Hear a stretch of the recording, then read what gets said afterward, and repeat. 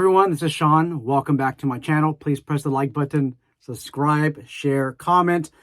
I'm looking forward to the comment and I'm looking forward to dialogue. And dialoguing and commenting are ways that this video gets boosted on the algorithm. So if you guys would please do that, that would be so beneficial. I really, really appreciate it. Anyhow, hey, if you are on Instagram, I have an Instagram account. It's called The Firearms Trainer. The Firearms Trainer. The reason why I bring this up is because one of our subscribers that belong to a security company in California, he knows that I'm on Instagram and sent me this this interesting business card and this situation.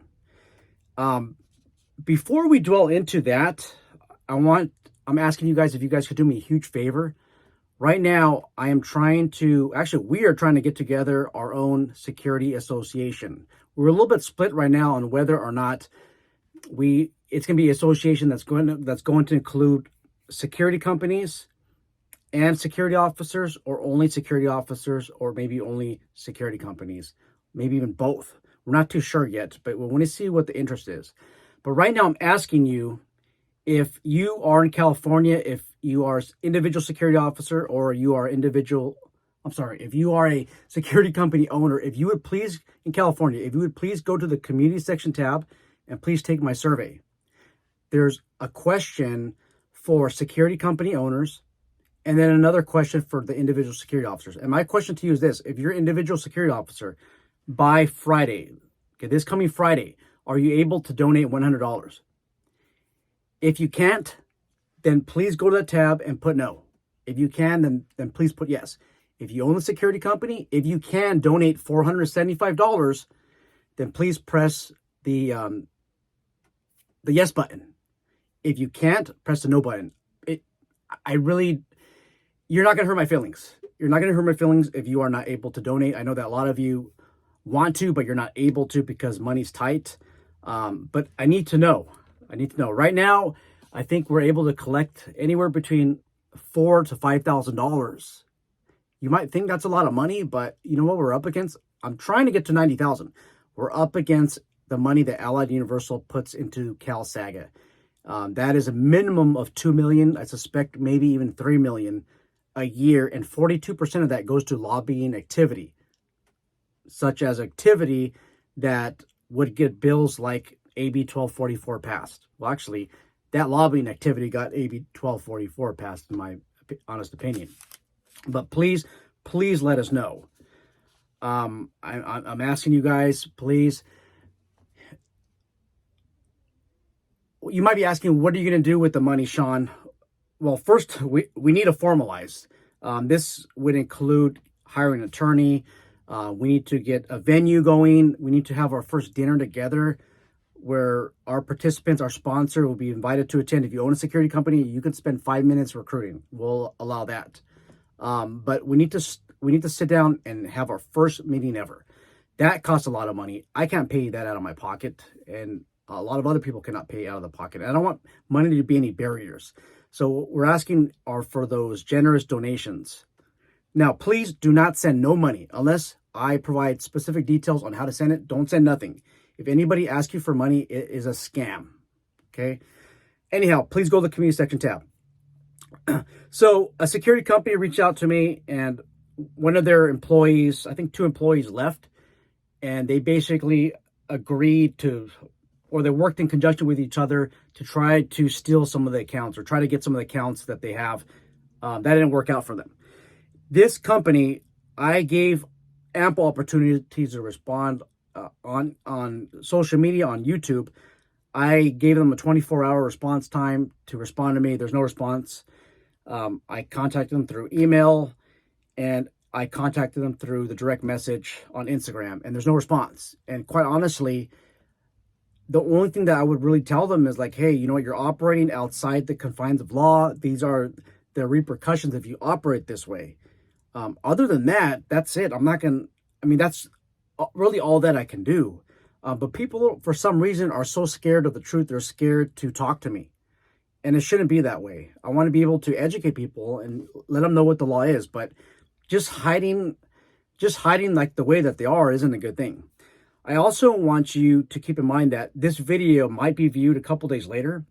This company might actually get their PPO license or the private security company license later on in the future.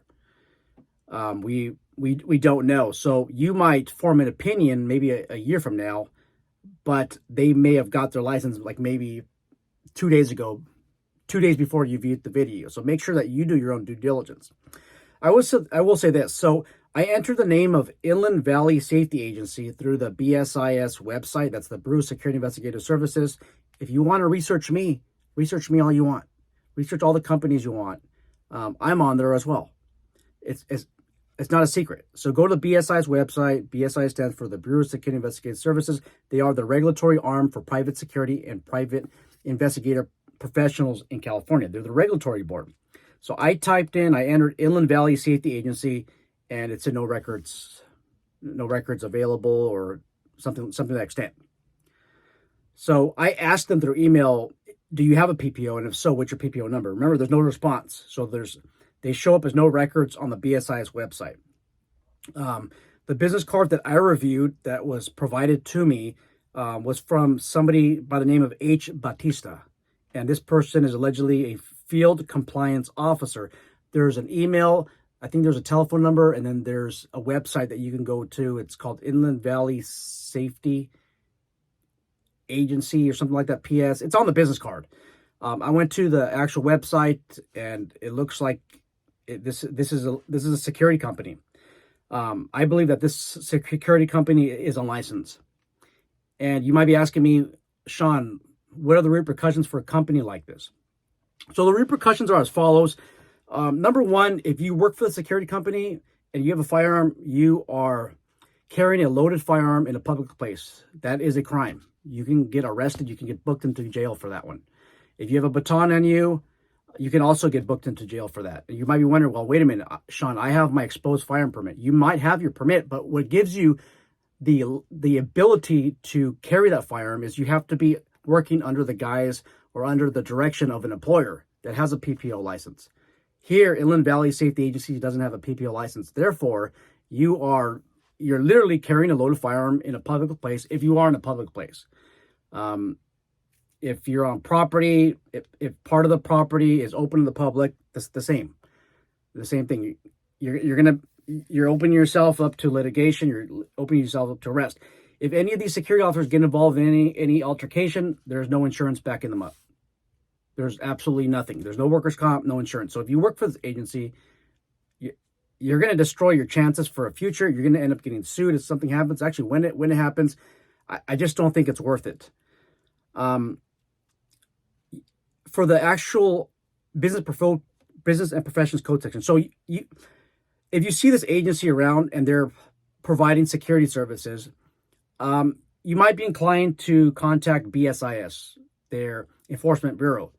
But their enforcement bureau doesn't have the ability and the resources to identify the perpetrator. So what I highly recommend that you do is call the regular business line, the police line, and say, hey, you know what? There's an unlicensed security company out here. They're patrolling. Take pictures if you want. And then if an officer gets there, they're not going to know what section to use. Like, let's just say they actually pulled the vehicle over and they're FIing, meaning they're field interviewing this person. They're not going to know what section to charge this person with. Because the laws were changing with the different Senate bills, even if you just Google the possible violations for that, you're gonna land on maybe like older business profession code section, and that officer's going to end up arresting this person for the wrong offense. But right now, as we stand, it's Business Professions Code 7582.3. 7582.3. This is what I want you to do. Write this in the back of your notepad. I want you to write 7582.3 subsection B. So just like this, in little parentheses, B as in boy. That's the misdemeanor charge. So if they are not impersonating a PPO, they're not giving anyone the false impression that they're a PPO, then it's a misdemeanor, punishable. I think it's 6 months or up to one year in jail, and or a $5,000 fine. The D section, okay, there's a little D section That is also a misdemeanor, and that is if they give someone the false impression that they're a PPO. That's the fraudulent section. It is a misdemeanor. It's a $10,000 section. That section also covers if they give you a business card, if they give someone else a business card that represents themselves as a licensee. So you pick up this business card. If the average consumer believes that this person is licensed under the Business Professions Code with BSIS, then you use the D section. Okay. So once again, it's 7582.3. Subsection B would be the non-fraudulent offense, and then the fraudulent offense, or when they're providing a business card, would be the D section as a dog. I will leave a link in the description box below if you happen to come across this actual security agency. You contact law enforcement and they contact you, provide these sections. You might be thinking, Sean, they already know the law. No, they don't. They're not going to even know how to find this section. It's a arrestable offense. They can book them into county jail if the county jail is willing to accept an arrest like this, but it's not, they can at least arrest them and then cite them out. Also, companies like this are threading on the charge of impersonating a peace officer, depending on their conduct. So not only do you have carrying a loaded firearm, you also have impersonation of a peace officer. Now that's going to depend on the facts. Your local law enforcement officer that responds to the scene will know the appropriate sections. I will be developing a program, actually not a program, a quick video for law enforcement. It's from off-duty law enforcement to the on-duty law enforcement professional. And if they ever come across these unlicensed security companies, I will have a video where I'll provide links to all of the criminal code sections. Because once again, your average law enforcement officer does not know how to find these sections because it's something that they haven't enforced. So I'll create some communication to law enforcement, and you can even send this video to the patrol officer or the sergeant, the watch commander that responds that won't take any law enforcement action. Maybe they're willing to watch the video. A lot of them won't. But me personally, if I'm the law enforcement officer, someone provides me some good information to educate myself, I would watch the video. I'm gonna try to keep it as short as possible. So anyhow, if you guys have any questions, concerns, let me know. Once again, I will leave the business profession code section that I just mentioned, which makes it a misdemeanor if you operate a PPO license without having the proper licensure. It's going to be in the description box. Once again, it's 7582.3. It could be subsection B or it could be subsection D. So that's all I got. Take care, guys.